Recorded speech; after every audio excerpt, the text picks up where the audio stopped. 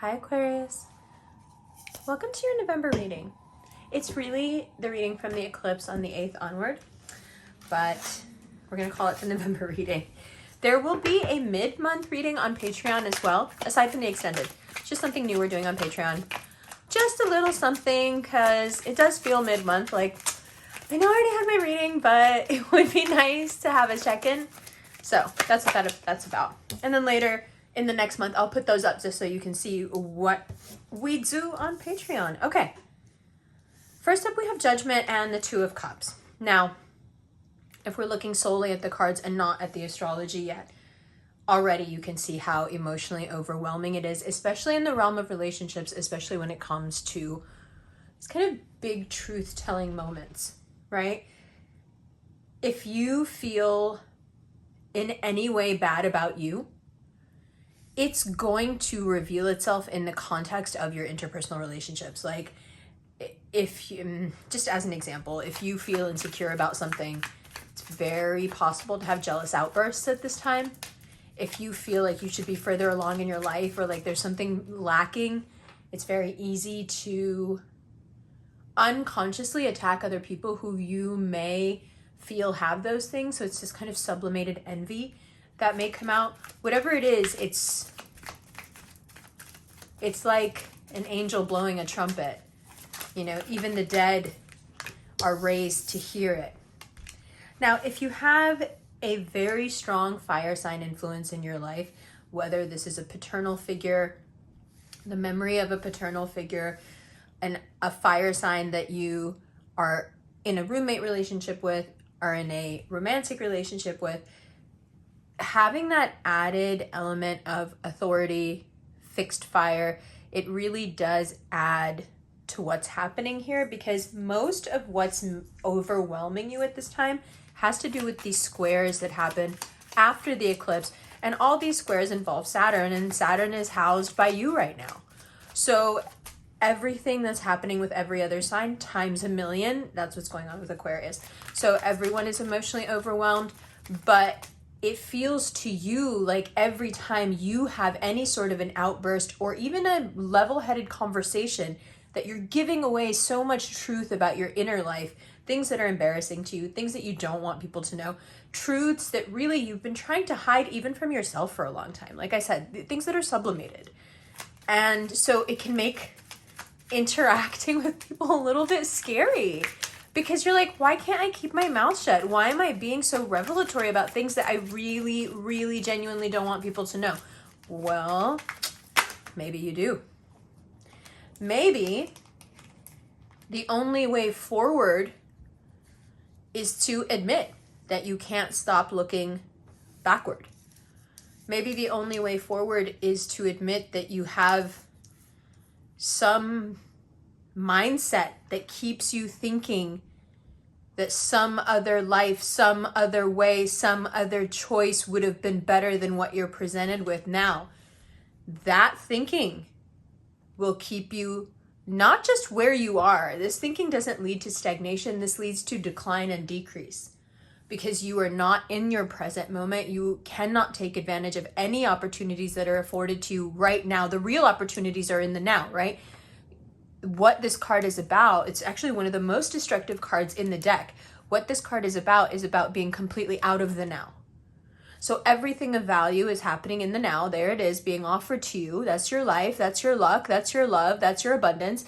And here you are focused either on other people's cups, on the cups of a time gone past that doesn't exist anymore, so these cups aren't even real. Or these are these cups of, now we're talking about what's going on particularly with you in November, these cups of potential realities that could have been. And hopefully by mid-November, right, this lunar eclipse is going to show you what piece of all this, the cards are already telling you, but the lunar eclipse will also show you what piece of this is your fault. What part of the blame can you actually take? And that blame being not feeling, this goes two ways, not feeling worthy enough for the life you have to be present in it now, and not feeling worthy enough to have had those lives that you now pine for or look to. It's all based and rooted in the same lack of self-esteem, the same lack of self-worth. And there's something really liberating about just like kind of understanding that and being like, oh, that's what it is?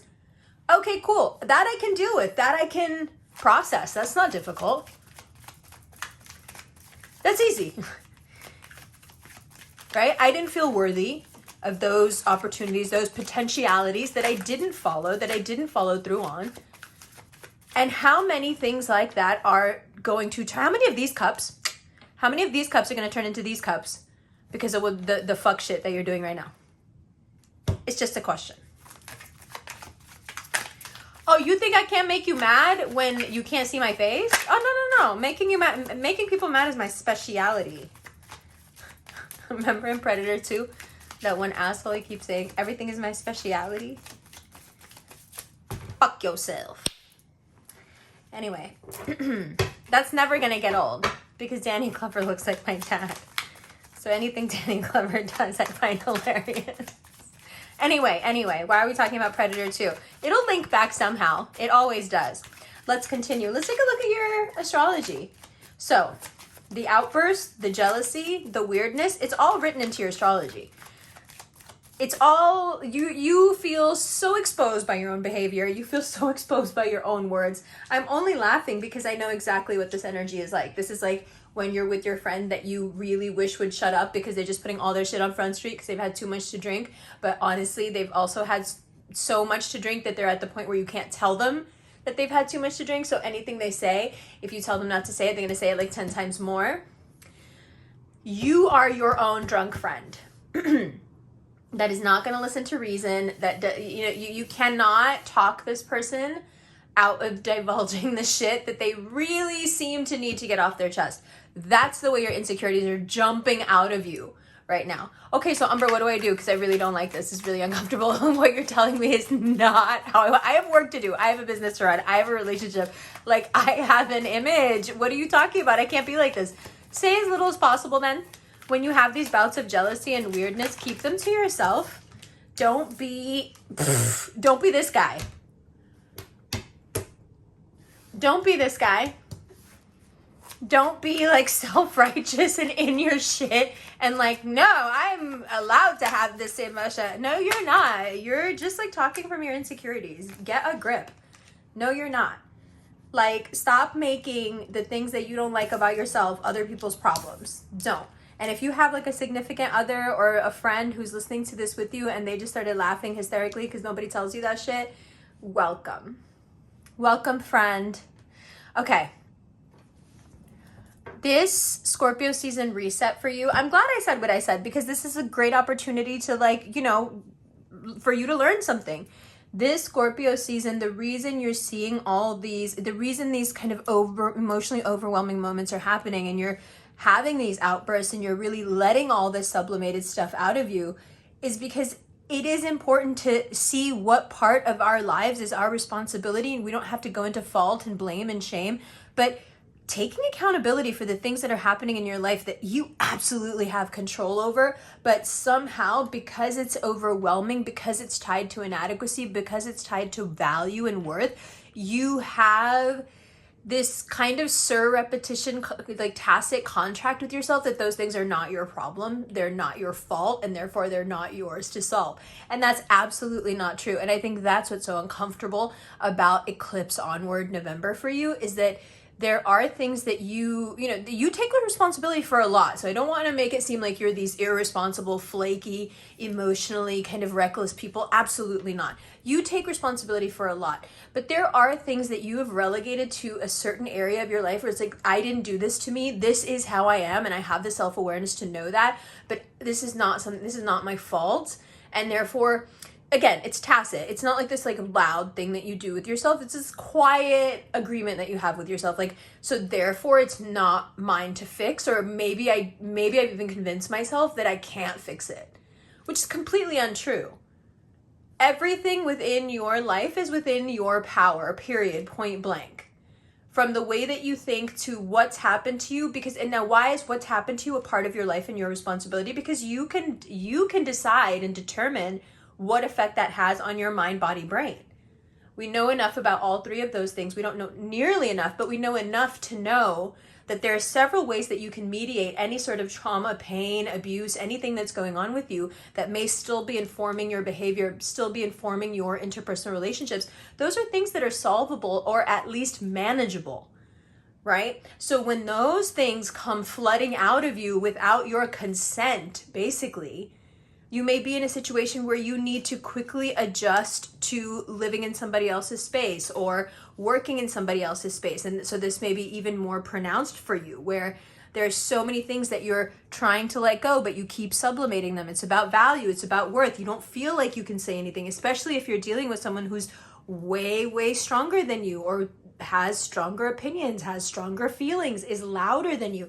You may find yourself feeling really combative and attacked, but that's also these squares that everything is making with Saturn. It's not just you, it's what's going on in your sign. But why is it happening in your sign, and what can you do with it? So when you have this combative energy, right? When you have this, yeah, you want it that way, you're gonna have to come get it. You're gonna have to prove to me why it should be that way. You're gonna have to, yeah, is that how you really feel about yourself, or is that what you tell people? Like, it is aggressive, it is combative, it's very confrontational. It wants to know, all these squares that are happening with Saturn, especially with Mars being retrograde in your sister air sign in Gemini, it wants to know. It's past letting you sublimate things. That person who, like, they just let everything go, and then that one time you see them get mad and you're like, whoa, I thought you let shit go. Obviously you don't. This is mad unhealthy. Have you been holding on to this stuff for how long? I thought you were cool. You're actually really uptight. Like that. Okay? But I don't mean that in a judgmental way. This is all stuff that you have to do. You have to get this stuff out. And here's a life hack, very valuable piece of advice.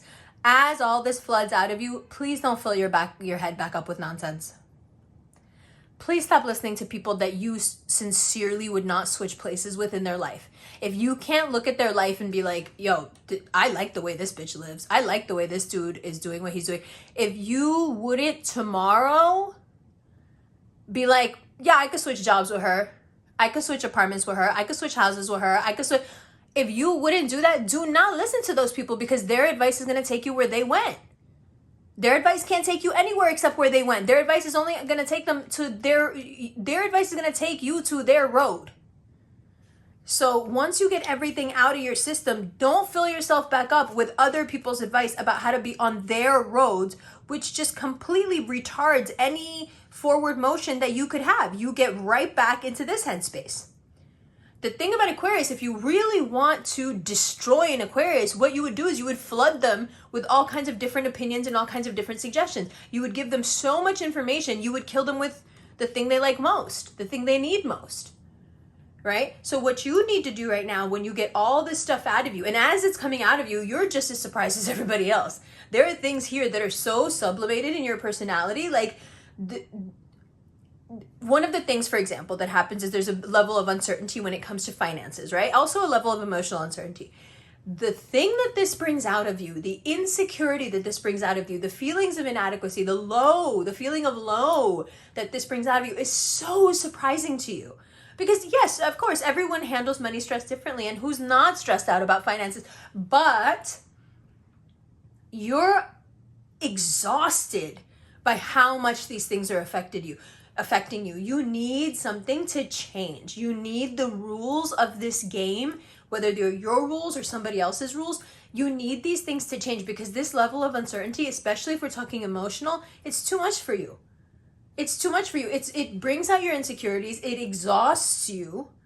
Okay, your living situation can become more costly, either because you can't be around a certain energy anymore, or because just in general living costs are just going up so much. So that adds to the uncertainty. There's a certain level of security that fixed signs need that with these fixed squares they're not getting.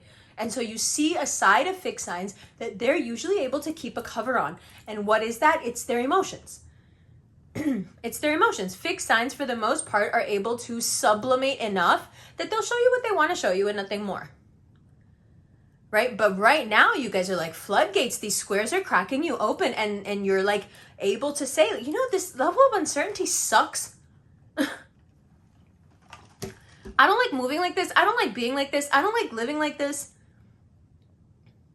And then on top of that, there is this like feeling of not being able to trust people. This really does go hand in hand with whose advice you should take or not. You're starting to realize that as soon as you get a little bit empty is when you can start to feel how much people try to fill you up. So as soon as you're a little bit empty mid-month, you start to realize that there's so many people around you who like to give you bullshit advice and like just fill your head up with nonsense. And you also start to realize how much it saddens you, how much it depresses you, right? So you're beginning to see how people take from you. With some people, people take from them this way. With other people, the way you take from them is that you flood them with something useless, and what you need comes out of them and you take it. So you have to get better at keeping your energy and keeping other people's energy out. You have to realize this is a tactic. It's a way of getting energy from you, right? In this vein, you also realize that there's certain people you're related to that just, I don't know how else to say this, but like they're not... You can't trust them.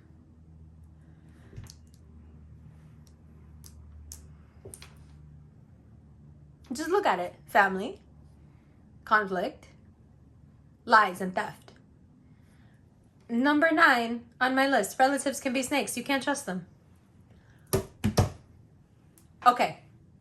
So in the extended, we're going to talk about more of this idea of how this energy transfer works between people and how they take from you, and what it, you know, what exactly is going on there. Why does it keep happening to you? Why do you allow it to happen? What does that tie into? That has to do with value. It has to do with worth. You're in the middle of this huge value and worth upheaval, right? But the aspect of it that you're dealing with right now is like, what within me keeps me locked up, unable to say what I need to say and do what I need to do to exert this power and this value that I know I have within me. And then as soon as you start having that conversation, what comes out of you is all these things that like, you're like, oh wow, I didn't realize that I believe that about myself. I didn't realize that I had such a low opinion of myself in this aspect or that aspect, or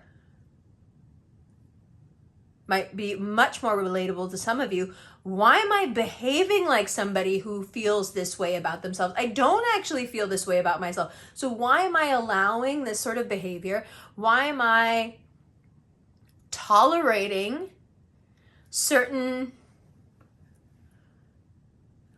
indicators of value that should be way more than they are? Why am I allowing these things to happen? If it isn't actually syncing up with what I believe about myself, then why am I allowing it to happen? So one way or another, from November 8th onward, you begin to see what the true opinions of you are about your life. And therefore, you begin to see all the different people in your life who get to take advantage of you because of your false belief systems. And unfortunately, some of those will be your family. Now, Mars retrograde is going to make you want to say all these things out loud, and in the midst of finding out who you are and what your insecurities are, let everybody else know as well, and maybe even ruin your reputation. Please don't do that. Please don't do that. There's no reason to do that. Good. Let's get into the extended. I love you. It'll be on Patreon and it'll be on Vimeo.